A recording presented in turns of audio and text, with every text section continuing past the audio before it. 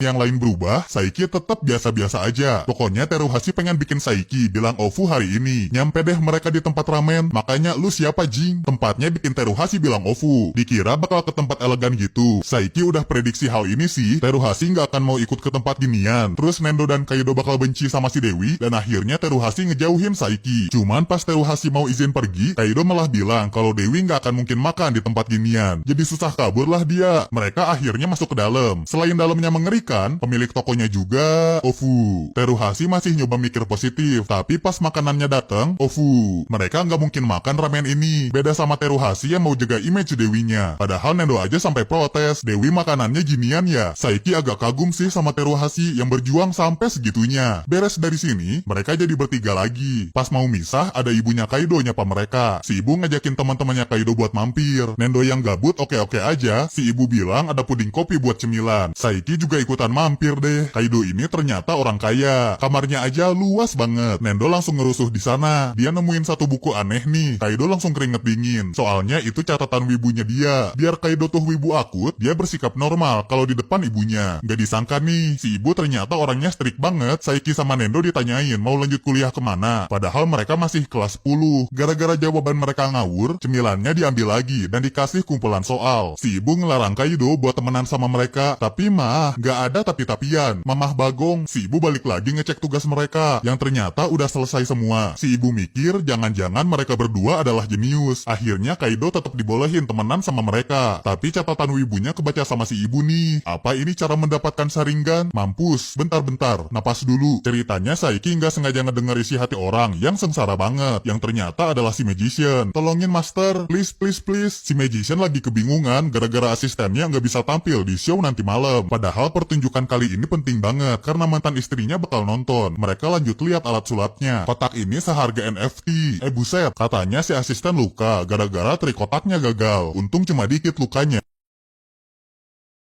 Magician masih belum tahu nih cara pakai kotaknya, padahal memang gak ada triknya. Coba pakai ini ya, kepaksa deh Saiki nolongin biar gak ada korban. Sulap yang pertama adalah pindah dari kotak lagi. Begitu Saiki masuk ke dalam, ternyata ada jalan rahasia di panggung. Sayangnya pintu di kotak sebelah gak bisa dibuka. Dan pas kotaknya dibuka, wush, ngelag jir, sulap cuy, ngecit cuk. Pertunjukannya tetap sukses sih. Abis itu muncul Nendo, dan si Magician tiba-tiba terharu. Muncul flashback tentang masa lalunya si Magician yang dulu kerja sebagai orang kantoran. Kehidupannya ngebosenin banget sampai dia ketemu sama ibunya Nendo. Dan akhirnya mereka nikah, tapi langsung cerai karena si Magician dipecat dan sering ngamuk-ngamuk. Sekarang si Magician mau ngeliatin kerja kerasnya buat nembus kesalahan dia. Jangan dimainin nak. Ya, ini ibunya Nendo. Saiki yang pusing sama ini mau pulang aja, tapi masih ada pertunjukan babak kedua. Si Magician janji buat ngasih pertunjukan paling hebat supaya ibunya Nendo mau rujuk. Saya nggak berharap loh. Geli. Kali ini pakai kotak yang nggak ada triknya. Kalau tetap pakai gergaji, nanti Saiki bakal ngebengkokin, ngebalikin gergajinya, dan jadi tulang lunak. Cuma Nendo pengen jadi asistennya nih. Biar Nendo nggak ngeganggu, si ibu mutusin buat pergi. Kepaksa dong si Magician ngejadiin Nendo sebagai asisten. Bantuinnya gimana jir? Ujung-ujungnya si Magician nyerah dan gak ngelakuin triknya yang belum sempurna. Penonton pada pergi deh. Dia juga dihajar. Kabar baiknya ibunya Nendo ngehargain usaha si Magician. Dia ngasih tabungan yang dulu pernah diambil pas cerai. Nanti beli kotak sulap seharga Bitcoin balikin duitnya anj. Beberapa hari abis pertunjukan ini, malam Natal tiba juga. Di balik banyaknya pasangan malam ini, isi hati mereka tuh ternyata busuk-busuk. Akan kuporoti hartanya. Asik nambah cabang. Kemeriahan Natal bukan ada di kota doang, tapi juga di rumahnya Saiki. Dan di malam Natal kali ini, ada Nendo di rumah dia. Nggak lama dari itu, yohoho. Mama kok nggak bilang? Lupa papa. Tapi karena Nendo temannya Saiki, si ayah ngebolehin dia ikut deh. Arigato. Yakin bukan kriminal mah. Oi.